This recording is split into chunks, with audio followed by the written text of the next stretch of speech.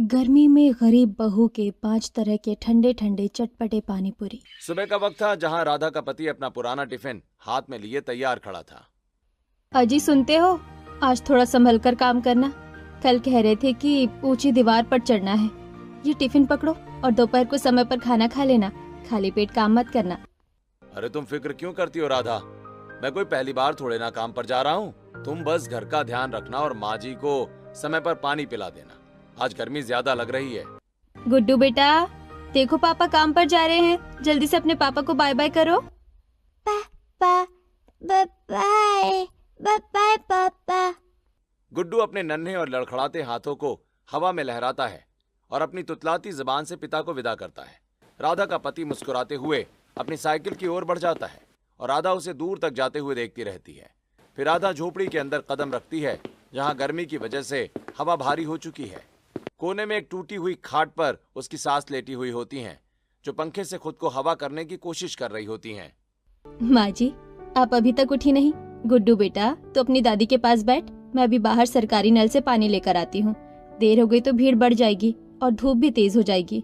बहू तू जा और जल्दी आना। बस अभी आई माँ जी। राधा खाली बाल्टियां उठाकर घर के बाहर निकल पड़ती है, जहां सरकारी नल पर पहले से ही औरतों की लंबी कतार लगी हुई थी, जहां हर कोई अपनी बारी का इंतजार कर रहा था। अरे ओ राधा, आज बड़ी देर से आई हो। अब तो धूप चढ़ने लगी है, देखो कितनी लंबी लाइन है। तुम्हारा नंबर आते आते तो दोपहर हो जाएगी। क्या करूँ दीदी, घर में बीमार सास है और छोटा बच्चा है, उन्हें छोड़कर आने में समय लग ही जाता है। ऐसे ही बातों बातों में काफी समय बीत जाता है और धीरे धीरे सूरज की तपिश बढ़ने लगती है। तब तक राधा की बाल्टियां भरने का नंबर आता है। सुबह के 9 बज चुके हैं। आसमान से आग बरस रही थी। अरे बाप रे, अभी तो सुबह के सिर्फ 9 ही बजे हैं और सूरज ऐसे तप रहा है जैसे दोपहर के 1 बज रहे हों। इतनी गर्मी में तो बाल्टी उठाना भी मुश्किल हो रहा है। राधा भारी बाल्टियां उठाकर तेज कदमों के साथ अपनी झोपड़ी की तरफ चल पड़ती है। जैसे ही वो अंदर पहुंचती है, उस टीन की छत से आने वाली तपिश महसूस होती है, जहां उसकी सास और बेटा पसीने से तरबतर होकर बेहाल पड़े हैं। हे भगवान, ये टीन की छत तो भट्टी जैसी दहक रही है। माँ जी, आपका तो चेहरा लाल हो गया है। रुकिए, मैं पहले पानी रखती हूँ और आप दोनों को हवा करती हूँ। बहू तू रहने दे, तू जाकर अपना काम देख। रसोई में अभी बहुत काम पड़ा होगा। मैं तो बढ़िया हूँ, झेल लूंगी, पर तू अपनी फिक्र कर। सुबह से प्यासी भटक रही है। अरे माँ जी, इतनी गर्मी है कि सांस लेना मुश्किल हो रहा है। थोड़ी देर मुझे हवा करने दो। जब तक आप दोनों को थोड़ा चैन नहीं मिलेगा, मैं काम कैसे शुरू कर पाऊंगी। आप बस लेटी रहो। राधा थोड़ी देर पंखा हाँकने के बाद मिट्टी के चूल्हे के पास जाती है, जहां आग जलते ही टीन के उस बंद कमरे में धुएं का गुबार भर जाता है।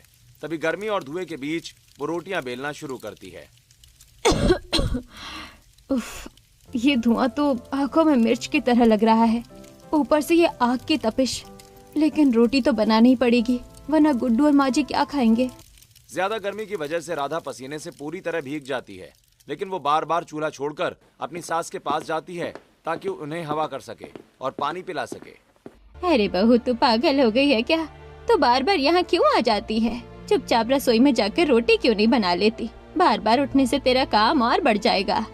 अरे मम्मी जी, आपको अंदर बहुत ज्यादा गर्मी और धुआं लग रहा होगा, मुझे आपकी चिंता हो रही है। ये गर्मी और धुआं तो मेरी किस्मत में लिखा है बहू, और तू मेरी किस्मत से नहीं लड़ सकती। तू बेकार में अपनी जान जला रही है, जाकर जल्दी से काम निपटा ले। जिसके बाद राधा चूल्हे के पास जाकर जल्दी जल्दी रोटियां सेकने लगती है और एक थाली में रोटी और अचार रखकर अपनी सास के पास ले जाती है। तभी अचानक उसकी नजर कोने में रखी दवाओं की खाली शीशी पर पड़ती है। माँ जी, आज आपने सुबह वाली दवाई नहीं खाई क्या? शीशी तो वैसे ही खाली पड़ी है। क्या आप भूल गई थी? आपको तो पता है ना कि बिना दवा के आपकी घबराहट बढ़ जाती है। दवाई कहाँ से खाती बहू, दवाई तो कल रात में खत्म हो गई थी। मैंने सोचा तुझे बता दूं, पर तू पहले इतनी परेशान थी कि मेरा बोलने का मन ही नहीं हुआ।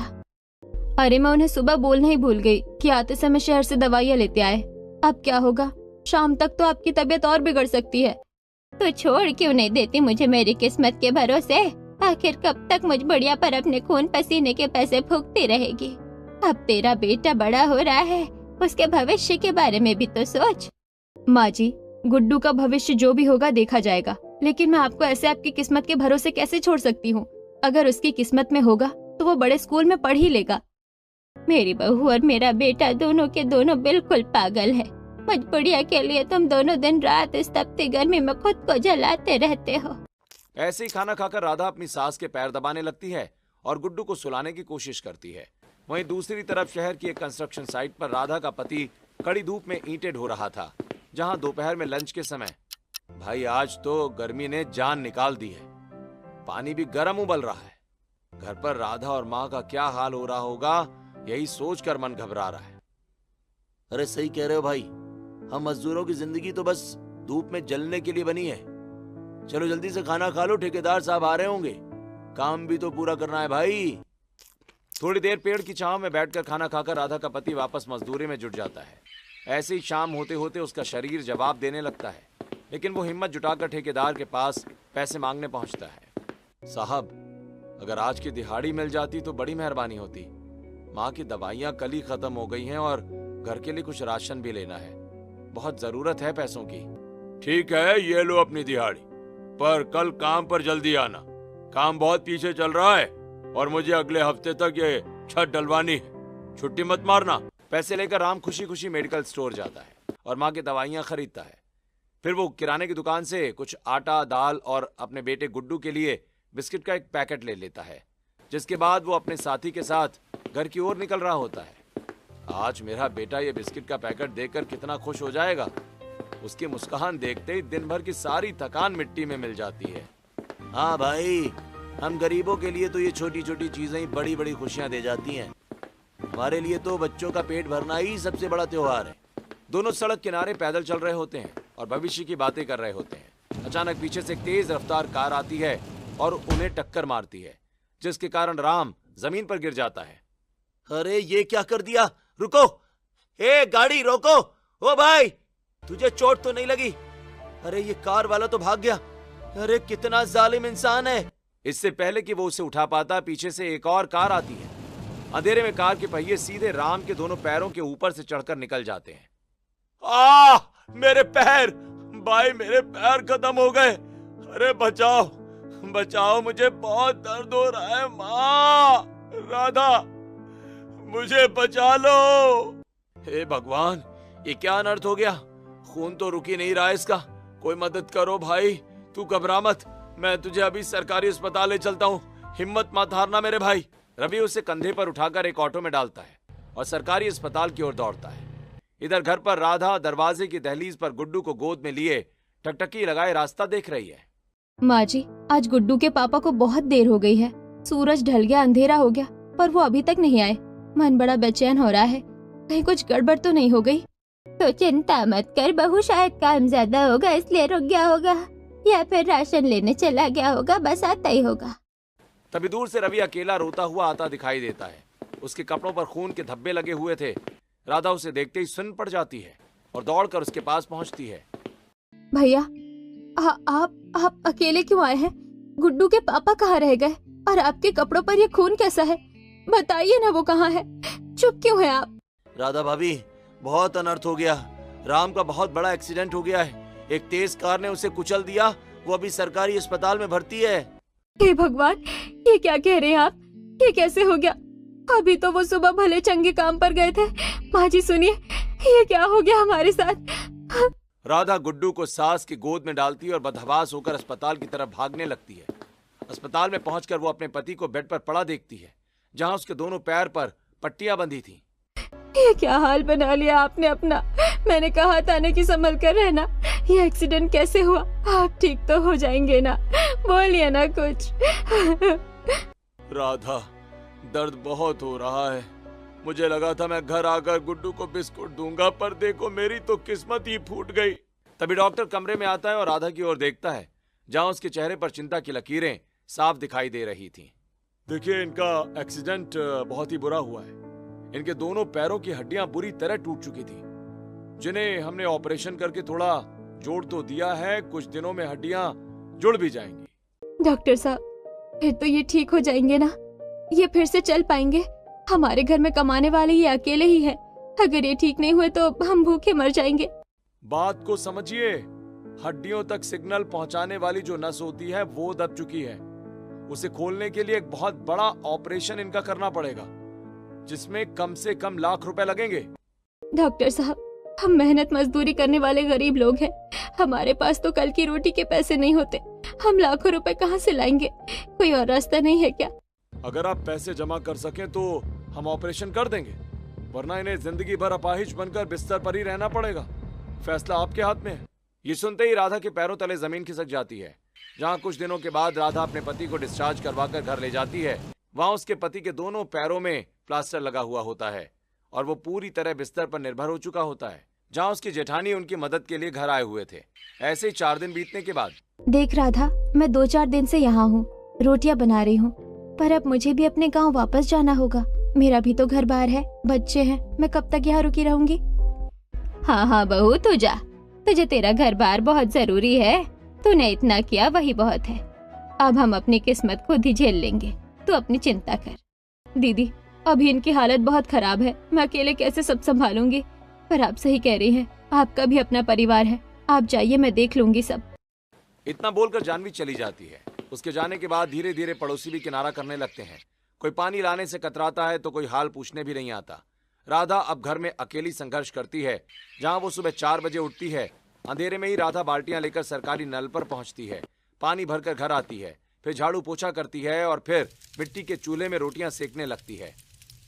राधा, तुम इतनी मेहनत क्यों कर रही हो? किस लिए खुद को मार रही हो? मेरी तो जिंदगी खत्म हो गई है। मैं अब किसी काम का नहीं रहा। मैं ये सब ना करूँ तो कौन करेगा? अगर खुदा न खास्ता मुझे कुछ हो जाता तो क्या आप मुझे ऐसे ही बेसहारा छोड़ देते? नहीं ना?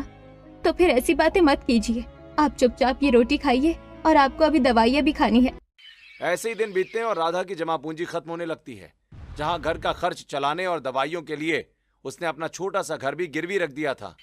एक दिन वो बचे हुए आखिरी 1000 रुपए गिन रही होती है। सब मेरी वजह से हुआ है माँ। मेरे दोनों पैर छीन लिए ऊपर वाले ने, ऊपर से घर भी गिरवी रखना पड़ा। अब दवाइयाँ कहाँ से आएंगी और गुड्डू को दूध कहाँ से मिलेगा? आप दोनों चिंता मत करिए। जब तक मैं जिंदा हूँ और मेरे हाथ पैर सही सलामत है, तब तक हमारे घर में भूखे मरने के दिन नहीं आएंगे। अब पैसे मैं कमाऊंगी। पर बहू, तो क्या करेगी? तूने तो कभी बाहर कदम भी नहीं रखा, तो पैसे कहाँ से लाएगी? जमाना बहुत खराब है, कोई किसी की मदद नहीं करता। मैं दूसरों के घरों में जाकर झाड़ू पोछा लगाऊंगी, बर्तन मांजूंगी। अगले दिन राधा गुड्डू को गोद में उठाकर अपनी कॉलोनी से दूर एक पॉश इलाके में पहुंचती है। वहां जाकर बड़े बड़े घर के दरवाजे खटखटाती है। साहब नमस्ते, मुझे काम की बहुत जरूरत है। मैं आपके घर का झाड़ू पोछा बर्तन सब कुछ अच्छे से कर दूंगी। आप मुझे काम पर रख लीजिए। नहीं नहीं, हमारे यहाँ पहले से ही काम करने वाली लगी हुई है भाई। और वैसे भी तुम ये छोटे बच्चे को लेकर काम कैसे करोगी? जाओ यहाँ से, समय बर्बाद मत करो। राधा हार नहीं मानती और दूसरे घर का दरवाजा खटखटाती है। आज से पहले कहीं काम किया है? नहीं ना? देखो, हम नौसिखियों को अपने घर में नहीं रखते। घर में बहुत महंगा सामान है, कुछ टूट गया तो उसकी भरपाई कौन करेगा?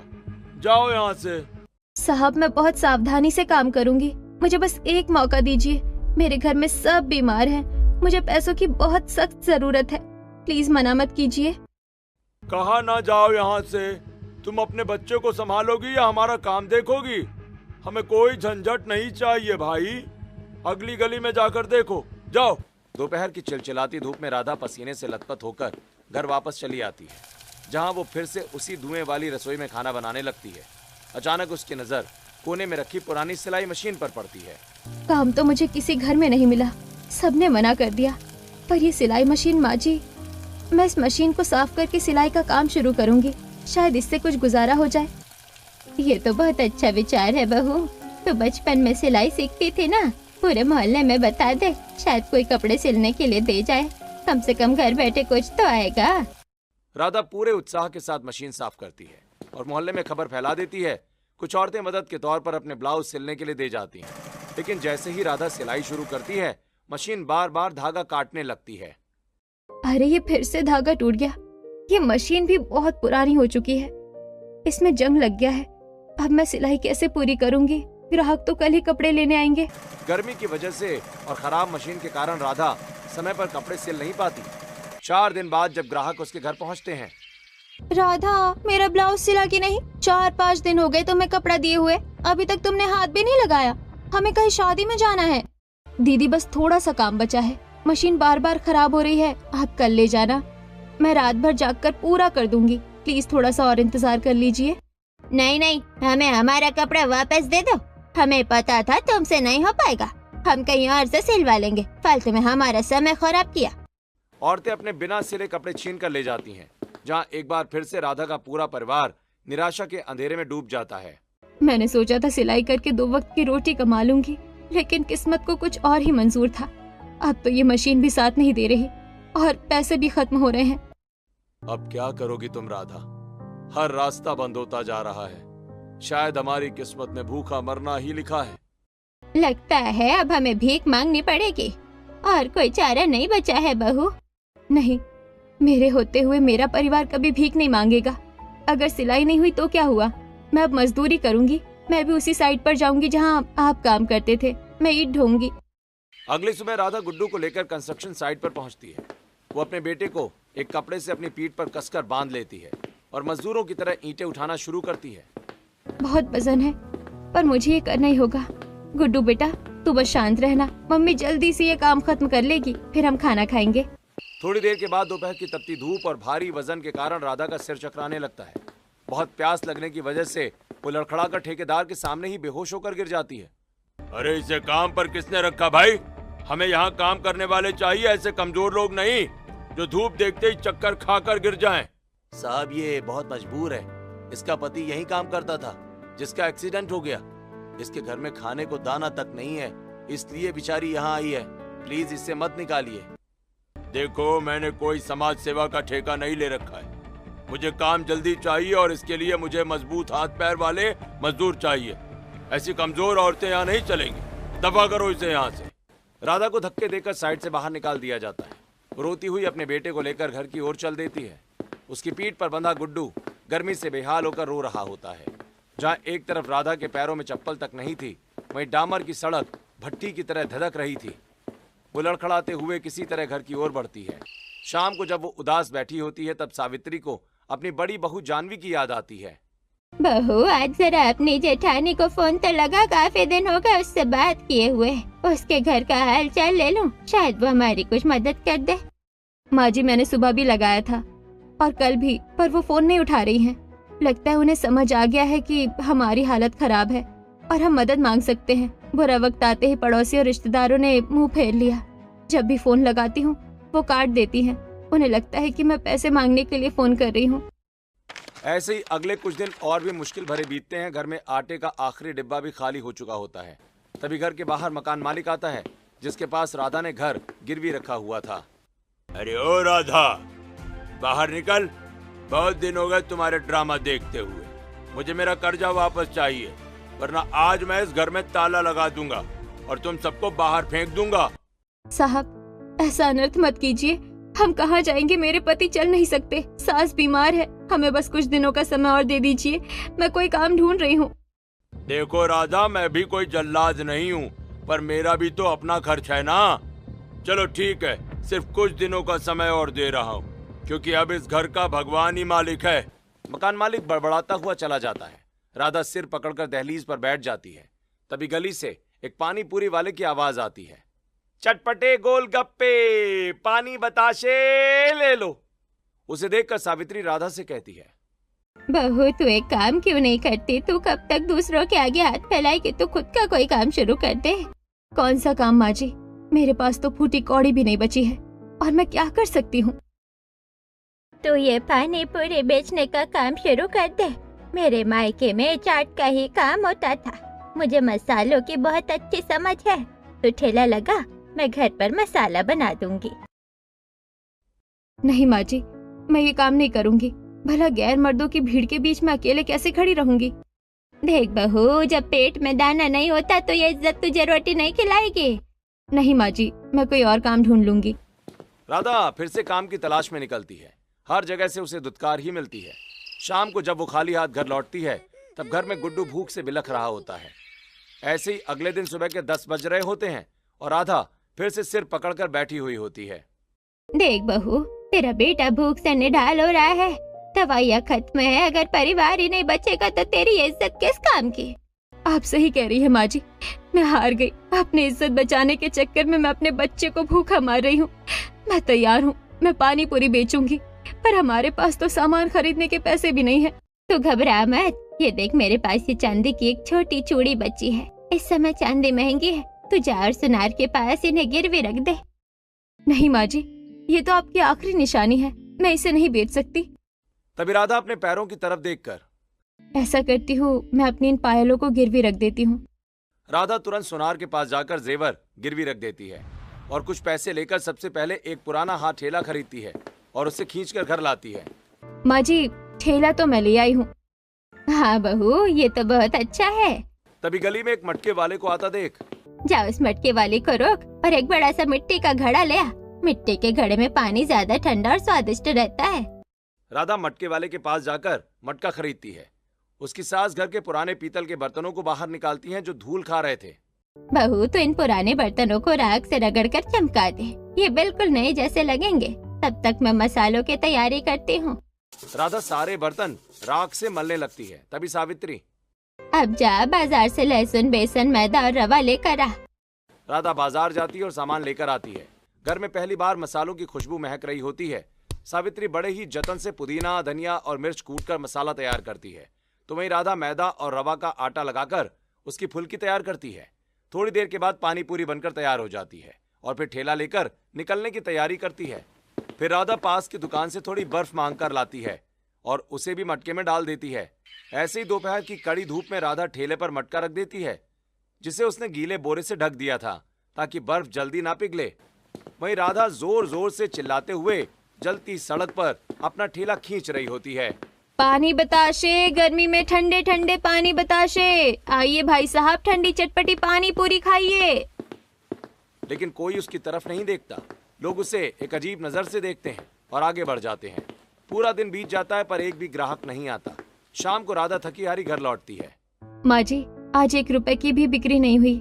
सारा पानी गर्म हो गया और बर्फ भी पिघल गई। लोग मेरी तरफ देखते हैं पर पास नहीं आते। ये तो बस शुरुआत है बहू, यही तो असली संघर्ष है। आज नहीं बिकी तो क्या हुआ, देखना एक दिन तू जब वापस लौटेगी तो तेरा मटका खाली होगा और हाथ पैसों से भरे होंगे। हिम्मत मत हार। अगले दिन राधा फिर निकलती है। थोड़ी देर के बाद उसके ठेले पर 2 ग्राहक आते हैं और पानी पूरी खाकर कहते हैं, वैसे तो आपकी पानी पूरी अच्छी है, लेकिन अगर ये चटपटी होती तो और मजा आता। हाँ, अगर इसमें अलग अलग तरह का फ्लेवर होता जैसे आसपास के ठेले वालों के पानी पूरी में है तो और ज्यादा अच्छा लगता। ग्राहकों के जाने के बाद राधा मन ही मन सोचने लगती है, आखिर ऐसा क्या डालते हैं ये ठेले वाले अपनी पानी पूरी में जो मेरे पानी पूरी से भी ज्यादा अच्छी होती है। वो देखती है कि सड़क किनारे अन्य ठेले वालों के पास बहुत भीड़ है। वो एक ठेले वाले के पास जाकर, भाई साहब, क्या मैं यहाँ थोड़ी देर अपना ठेला खड़ा कर सकती हूँ? वहाँ बहुत तेज धूप है। चल भाग यहाँ से, ये जगह मेरी है। यहाँ मैं अपना शाही पुदीना तुलसी पानी बेचता हूँ। तेरे जैसे नए लोगों के लिए यहाँ कोई जगह नहीं है। चल आगे बढ़। राधा दूसरे कोने पर जाती पर वहाँ का दुकानदार भी उसे भगा देता है। ए हटो हटो, यहाँ मेरा खट्टा मीठा पानी बिकता है। अपना ये पुराना मटका कहीं और ले जाओ, चलो हटो। बेचारी राधा एक कोने में जाकर खड़ी हो जाती है। तभी सामने के ठेले पर पानी पूरी खा रहे कुछ और लड़के राधा को गंदी नजरों से देखते हैं और उसे ताने मारते हैं। ये देखकर राधा घबरा जाती है और घर की तरफ वापस निकल जाती है। तभी पड़ोसन रास्ते में ताना मारते हुए, लो आ गई करोड़पति बहू। देख रहे हो बहन कैसे ठेला खींच रही है? 2 दिन में ही हमसे अमीर बन जाएगी, फिर तो हमें इसे सलाम करना होगा। ऐसे ही राधा दुखी मन से घर पहुंचकर रोते हुए अपनी सास से कहती है, माँ जी, मुझसे नहीं होगा। पड़ोसी मजाक उड़ाते हैं और मर्द गंदी नजरों से देखते हैं। मैं टूट चुकी हूँ माँ जी। देख बहू, ये दुनिया ऐसी ही है। जब तू नीचे गिरेगी तो सब हंसेंगे और जिस दिन तू खड़ी हो जाएगी यही लोग तुझे सलाम ठोकेंगे। लोग कामयाबी को सलाम करते हैं, संघर्ष को नहीं। आपने सही कहा माँ जी, मैं कमजोर नहीं पड़ूंगी। कल मैं 1 नहीं 5 तरह की पानी बनाऊंगी। लोग मेरा मजाक उड़ाते हैं ना, अब मेरा स्वाद उन्हें जवाब देगा। अगली सुबह राधा अंधेरे में ही मंडी पहुंचती है। वो ताजा पुदीना, तुलसी, कच्चे आम, हींग, जीरा और अदरक खरीदती है। साथ ही 4 और मटके खरीदकर ऑटो में रखकर घर ले आती है, जहां अपनी सास से, माँ जी, आज हमें 5 तरह की पानी पूरी तैयार करना है। राधा सबसे पहले शाही पुदीना तुलसी का पानी बनाती है, जिसके लिए वो एक मटके में पानी डालकर उसमें पुदीना और तुलसी को कूट कर डालती है। फिर उसमें काला नमक और कुछ मसाले डालकर खट्टा करने के लिए थोड़ी इमली का पानी भी डाल देती है। इस तरह राधा शाही पुदीना तुलसी पानी बनाकर तैयार कर लेती है। माँ जी देखिए, शाही पुदीना तुलसी पानी तो तैयार हो गया, अब बाकी पानी बनाते हैं। अब राधा आम पना पानी पूरी बनाने के लिए कच्चे आम को उबालकर उसका पल्प निकालकर उसमें गुड़, भुना जीरा पाउडर, काला नमक और सोट मिलाकर आम पना पानी तैयार करती है। ऐसे ही राधा डाइजेस्टिव हींग पानी पूरी भी बनाती है, जिसके लिए वो मटके में भुने जीरे का पाउडर, असली हींग, इमली का पल्प, लाल मिर्च और चाट मसाला डालकर पानी तैयार करती है। जिसके बाद राधा लेमन जिंजर पानी पूरी बनाने के लिए एक मटके में नींबू का रस निचोड़ती है और उसमें काला नमक, अदरक के लच्छे, थोड़ी चीनी और कुछ पुदीना के पत्ते क्रश करके डालकर पानी तैयार कर देती है। ये लीजिए माँ जी, अब लेमन जिंजर वाटर भी तैयार हो गया। जिन्हें अदरक का स्वाद पसंद है उन्हें ये बहुत पसंद आएगा। ये लेमन जिंजर और ये हमारा चटपटा जलजीरा, ऊपर से जब इसमें ठंडा बर्फ डाल देंगे तब देखेंगे कोई कैसे नहीं आएगा। अब राधा आखिरी मटके में तीखा पानी तैयार करती है, जिसके लिए वो अमचूर, चाट मसाला और तीखी मिर्च, नींबू का रस और ऊपर से बूंदी मिलाकर पानी तैयार कर लेती है। लीजिए माँ जी, पानी पूरी भी तैयार हो गई। आप फिक्र मत कीजिए, मैंने सब सोच लिया है। मैं मटकों को ऐसे रखूंगी कि सबको इसके नाम दिखे। बेटा, मुझे पूरा विश्वास है कि तेरी अलग अलग फ्लेवर की ये पानी पूरी लोगों को बहुत पसंद आएगी। जिसके बाद राधा अपना ठेला सजाकर निकल पड़ती है, जहाँ वो फिर से अपनी पुरानी जगह खड़ी होती है और हिम्मत जुटाकर चिल्लाने लगती है, आइए, आत्मनिर्भर बहू के 5 स्वाद वाले पानी बताशे, शाही पुदीना, आम पन्ना, हींग जीरा, लेमन जिंजर पानी, जो एक बार खाएगा बार बार आएगा। तभी कॉलेज की 4-5 लड़कियां वहां से गुजरती हैं। दूसरे ठेलों पर बहुत भीड़ देखकर वो राधा के पास रुक जाती हैं। दीदी, आपके यहाँ तो बहुत वैरायटी है, हमें ये 5 फ्लेवर टेस्ट करने हैं, एक एक करके खिलाइए। राधा कांपते हाथों से उन्हें पानी पूरी देती है। जैसे ही वो आम पना वाला फ्लेवर चखती हैं, उनके चेहरे खिल जाते हैं। वाह दीदी, ये तो अमेजिंग है। इतना फ्रेश टेस्ट मैंने आज तक कभी नहीं खाया। ये पुदीना वाला तो बिल्कुल अलग है। जल्दी जल्दी इसका वीडियो बनाओ। दीदी आप बहुत मेहनत कर रही हैं। हमने कभी किसी औरत को ऐसा ठेला लगाते नहीं देखा। वैसे आपकी कहानी क्या है? राधा भावुक होकर अपनी पूरी दास्तान, पति का एक्सीडेंट, गिरवी घर और अपनी मजबूरी उन्हें सुना देती है। राधा की दुख भरी कहानी और उसकी सहनशीलता देखकर लड़कियों की आंखों में आंसू आ जाते हैं। दीदी, अब आपको फिक्र करने की जरूरत नहीं। सोशल मीडिया में बहुत पावर है। हम आपकी रील बनाकर वायरल कर देंगे। देखिएगा, कल से आपके यहाँ पैर रखने की जगह नहीं होगी। लड़कियां मटका आत्मनिर्भर बहू के नाम से एक शानदार रील बनाती हैं और उसे सोशल मीडिया पर डाल देती हैं। अगले दिन सुबह राधा फिर से अपने 5 मटके सजाकर उसी पुरानी जगह पहुंचती है। अभी उसने अपना ठेला लगाया ही होता है कि तभी लोगों का हुजूम उसकी तरफ बढ़ने लगता है। जो लोग कल तक उसे नजरअंदाज कर रहे थे, आज वो अपने फोन में उसकी रील देखते हुए उसके पास 5 तरह के ठंडे ठंडे चटपटे पानीपुरी खाने आ रहे होते हैं। अरे यही है ना वो मटका आत्मनिर्भर बहू। दीदी, हमने कल रात आपकी वीडियो देखी थी। यकीन नहीं होता कि आप इतना संघर्ष कर रही हैं। हमें भी वो 5 फ्लेवर चखने हैं। हाँ हाँ, बिल्कुल बिल्कुल। मैंने सुना है कि इनका आम पन्ना और शाही पुदीना का स्वाद बहुत असली है।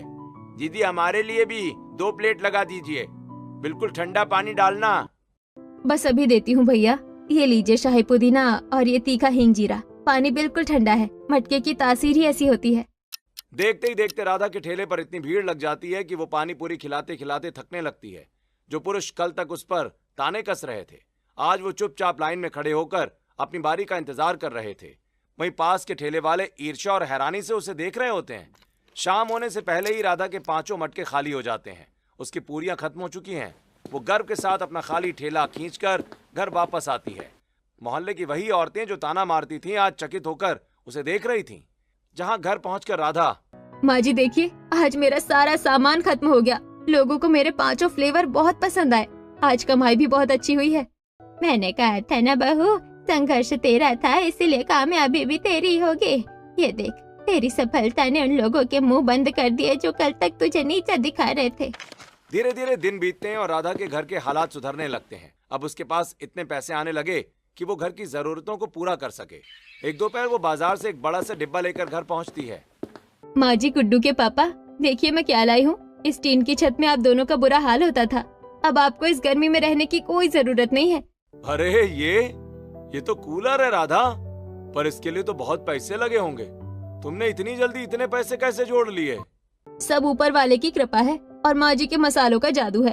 अब कूलर चालू कीजिए और चैन की नींद लीजिए। अब हमारी गरीबी के दिन खत्म होने वाले हैं। राधा यही नहीं रुकती, वो अपने पति और सास का इलाज शहर के सबसे बड़े अस्पताल में शुरू करवाती है। समय बीतता है और राधा के संघर्ष का फल मिलने लगता है। ऐसे ही 2 साल बाद। वाह बहू, तूने तो कमाल ही कर दिया। पानी बताशे बेचकर तूने अपने पति को फिर से अपने पैरों पर खड़ा कर दिया। मुझे तो यकीन ही नहीं होता कि हम उस नर्क से बाहर निकल आए हैं। राधा, अगर तुम हिम्मत ना दिखाती तो आज मैं बिस्तर पर पड़ा दम तोड़ चुका होता। तुमने मेरा घर, मेरी इज्जत और मेरी सेहत सब वापस लौटा दिया राधा। ये मैंने अकेले नहीं किया, आपकी हिम्मत और माँ जी के आशीर्वाद ने मुझे रास्ता दिखाया। अब देखिए, मैंने गिरवी रखा घर और जेवर भी छुड़वा लिए हैं। अब हम फिर से अपने घर के मालिक हैं। राधा अब सिर्फ एक ठेले वाली नहीं रही। उसकी लोकप्रियता इतनी बढ़ गई थी कि वो उसी जगह पर एक पक्की दुकान ले लेती है, जहां दुकान के बोर्ड पर बड़े अक्षरों में लिखा था, राधा के 5 तरह के ठंडे ठंडे चटपटे पानी पूरी। अजी, आप कैश काउंटर पर बैठिए, अब आपको ज्यादा चलने की जरूरत नहीं है। तुम फिक्र मत करो राधा, मैं सब संभाल लूंगा। देखो, ग्राहकों की लाइन अभी से लगने लगी है। लोग दूर दूर से तुम्हारे 5 तरह के ठंडे ठंडे चटपटे पानी पूरी खाने आ रहे हैं। ऐसे ही राधा मुस्कुराते हुए ग्राहकों को पानी पूरी खिलाने में जुट जाती है। उसकी मेहनत, 5 तरह के ठंडे पानी और कभी ना हार मानने वाली जिद ने उसे सच में आत्मनिर्भर बना दिया था। कहानी एक सुखद और प्रेरणादायक मोड़ पर समाप्त होती है।